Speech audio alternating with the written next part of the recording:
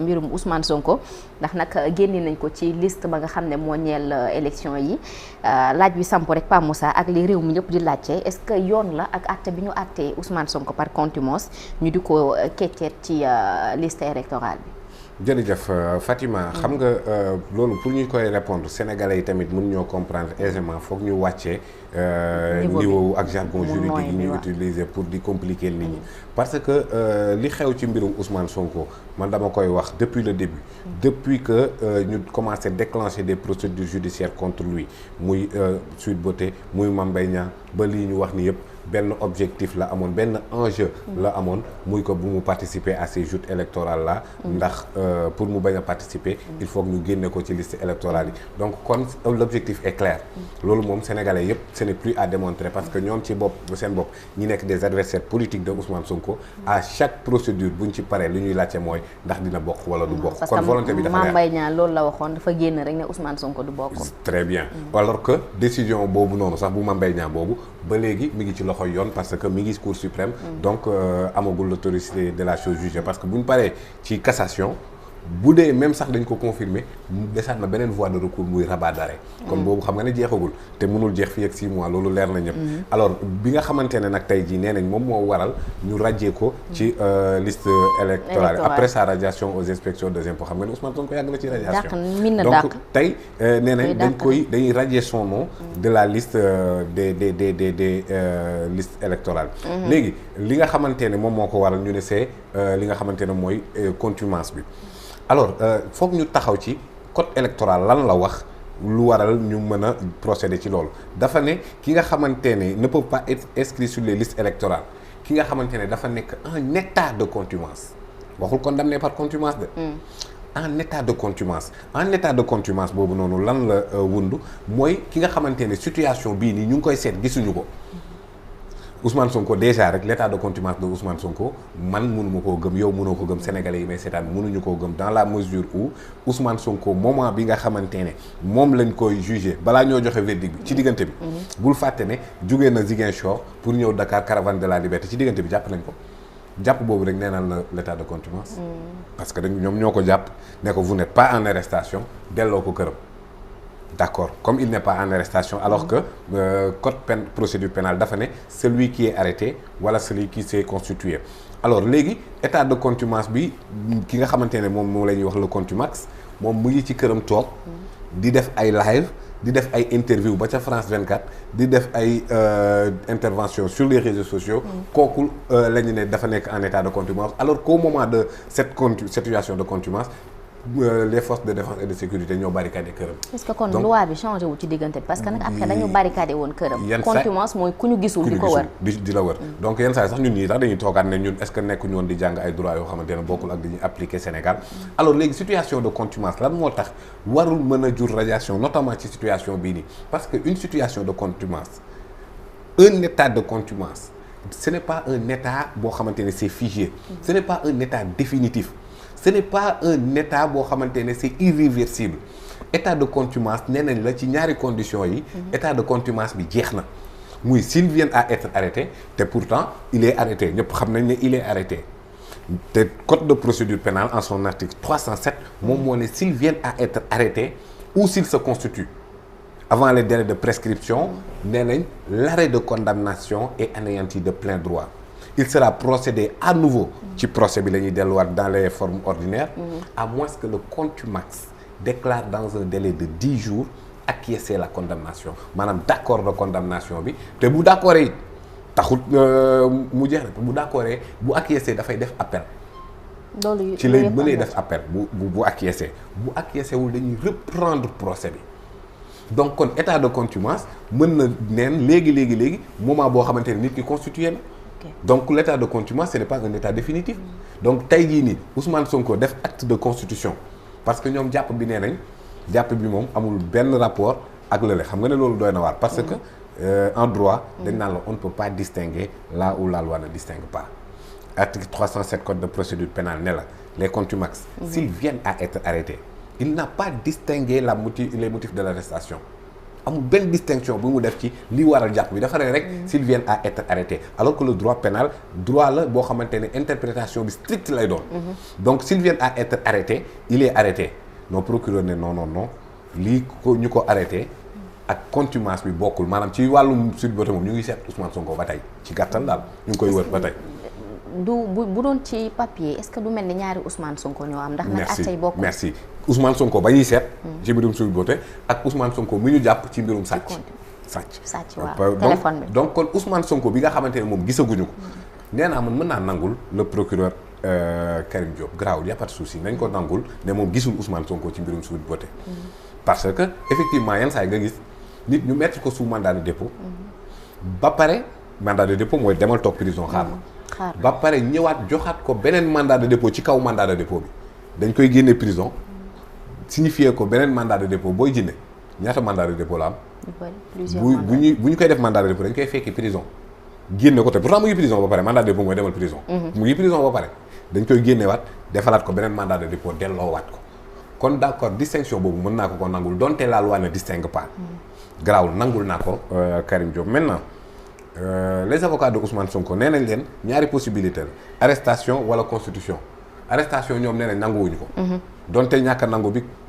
gisuma fu mu tegu légalement léegi pour bañ a jur ay polémique pour bañ a xulloo pour bañ a nekk di débat juridique bu dul jeex nañ jël deuxième option bi mooy s'il se constitue léegi Ousmane Sonko na def par l'intermédiaire de ses avocats un acte de constitution mu jeex coow li jeex tàkk état de contumace mi nax saay parce que l'arrêt de condamnation est anéanti de plein droit donc parce que gis naa j'ai vu un document boo xamante ne ñu ne non acquiescement maanaam Ousmane Sonko d'accordul daan bi contesté na daan bi mais balaa ngay wax acquiescement ak non acquiescement constitution daf ko jiitu boo constitué ci lañ lay soog a jox délai 10 jours pour nga acquiescer wala nga bañ a acquiescer léegi boo bañee acquiescer dañuy reprendre acquiescer mooy nangu naa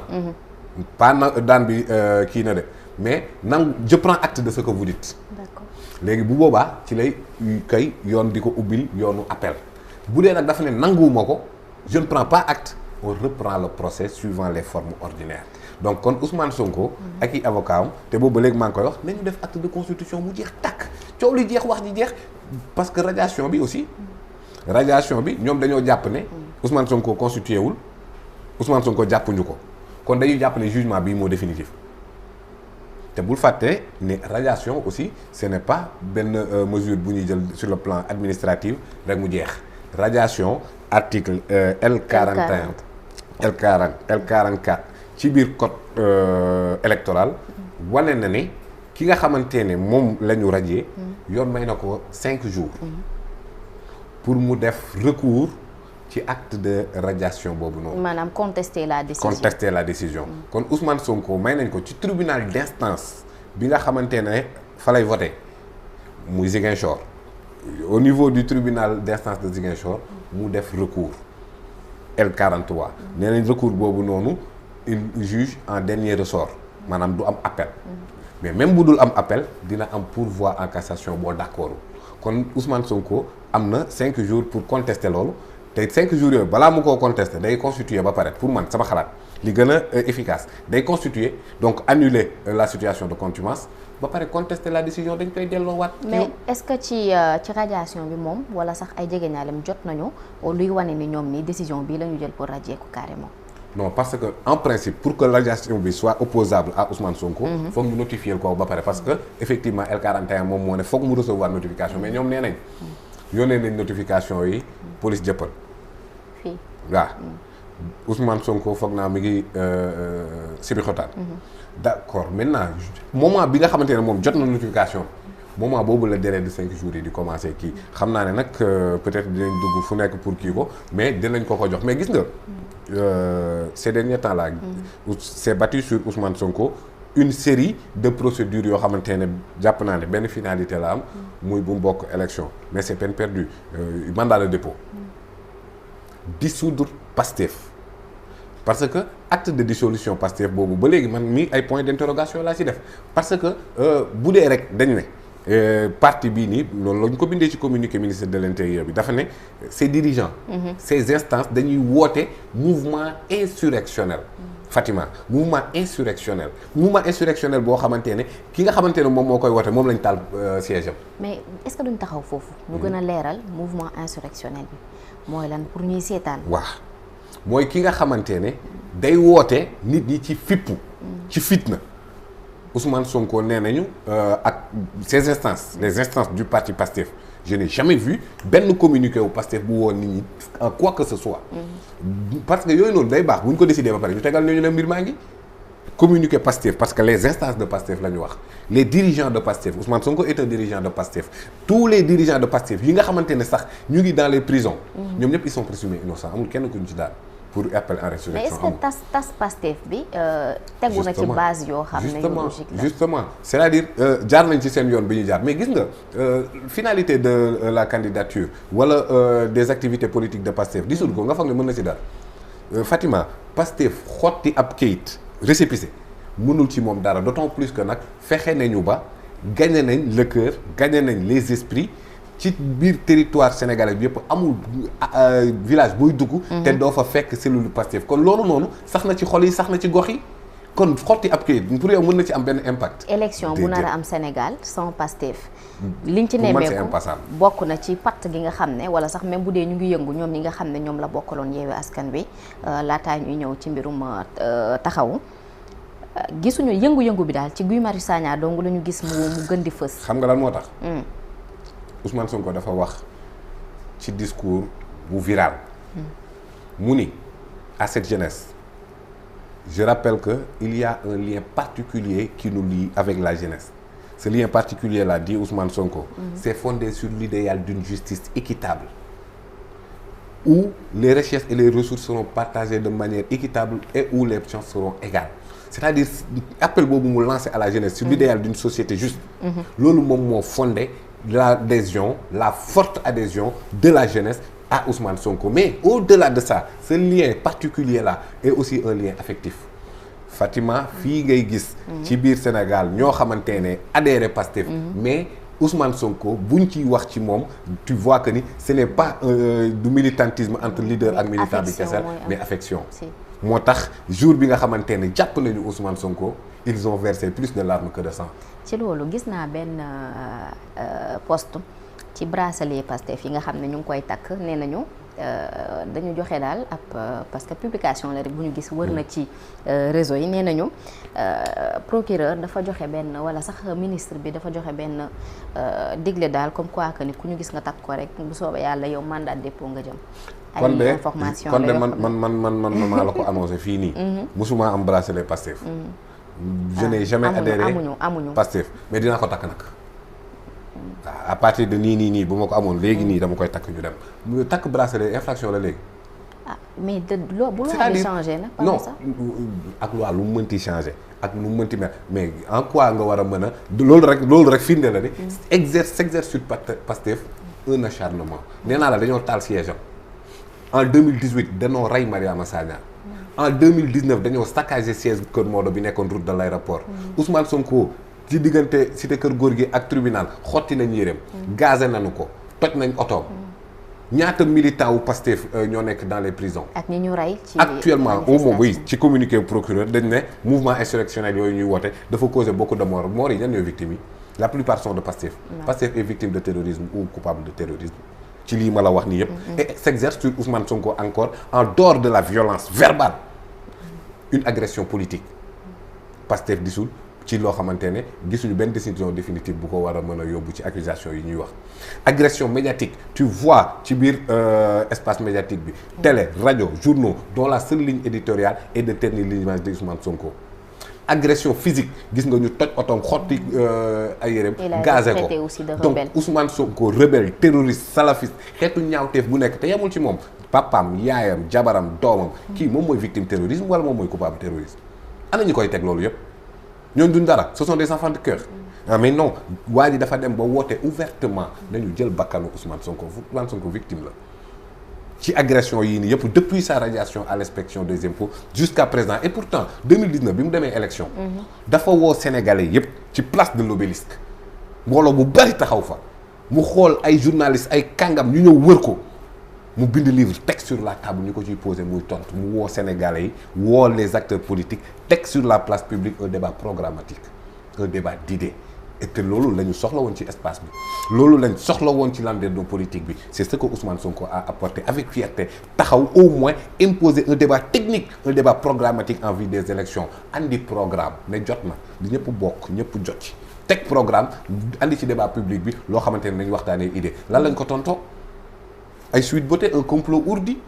boo xamante ne depuis plus de 3 ans ñu ciy waxtaan ci loo xamante ne leer na ñëpp ne amut justice bi nee na amut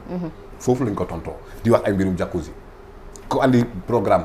andi livre chronique d'une spoliation ci pétrole ak gaz amoo loo koy tontee lu dul jacuzzi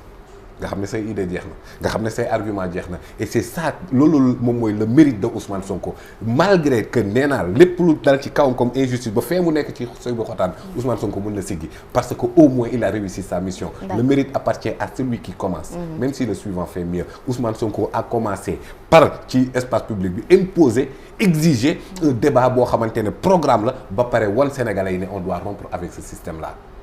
un débat systémique un problème systémique bi Sénégal di am Ousmane Sonko warut a siggi Ousmane Sonko am lenn loo xamante ne actuellement war nañoo teg ci kawam daram lu dul jaaraama parce que li nga xamante ne moom mooy le socle du développement mooy imposé ci espace public bi un débat d'idées c'est ce qu'il a fait alors donc kon jàpp naa ne même si ñi ñu foogoon nañ ne boo ko tëjee boo dissoudre Pastef dëkk bi dina yëngu dëkk bi na tekk ci dissoudre Pastef bu Pa Moussa